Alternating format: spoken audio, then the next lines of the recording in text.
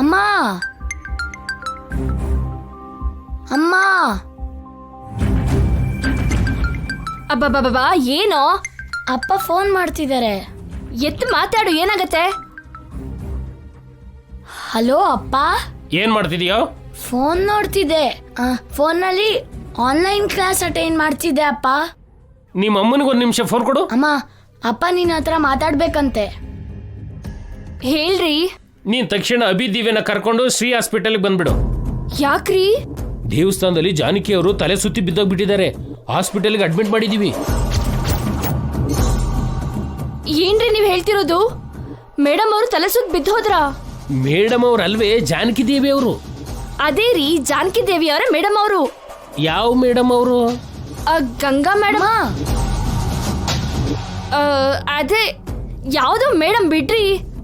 ಏನೇ ಇನ್ನು ತಾಯಿ ಮಗ ಇಬ್ರು ಸೇರ್ಕೊಂಡು ನನ್ನ ಹತ್ರ ಮುಚ್ಚಿಡ್ಬೇಕು ಅಂತ ನೋಡ್ತಾ ಇದ್ರಾ? ನನಗೆಲ್ಲ ಗೊತ್ತಾಯ್ತು.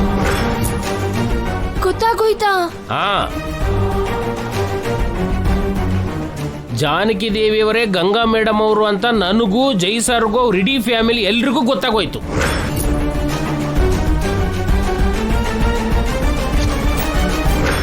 ಈ ವಿಷಯ ನಿನಗೂ ಕೇಶವನಿಗೂ ಮೊದಲೇ ಗೊತ್ತಿದ್ರು ನನಗೇನೂ ಗೊತ್ತಿಲ್ಲ ತರ ನನ್ನ ಹತ್ರ ನಾಟಕ ಮಾಡ್ತಿದ್ದೀರಾ.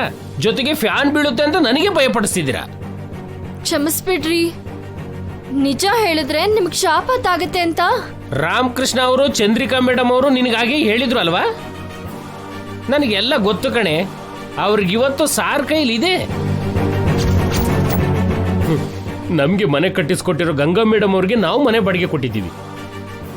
ಸಾಕ್ಷಾತ್ ಜೈ ಸರ್ ಮಕ್ಕಳಾಗಿರೋ ಅಭಿದಿವ್ಯನ ಯಾರ್ದೋ ಮಕ್ಕಳು ಅನ್ಕೊಂಡಿದ್ವಿ. ನಿಜ ಗೊತ್ತಿರೋ ನೀನು ಕಣ್ಣಿದ್ದು ನೋಡಕ್ಕಾಗ್ದಿರೋ ಕುರುಡನಾಗೆ ಅಂತ ತಪ್ಪು ನಾನೇನ್ ಮಾಡಿದ್ದೆ ಮೀನಾಕ್ಷಿ? ಹೌದು ರೀ, ಕ್ಷಮಿಸ್ಬಿಡಿ, ನಾನು ತಪ್ಪು ಮಾಡಿದ್ದೀನಿ.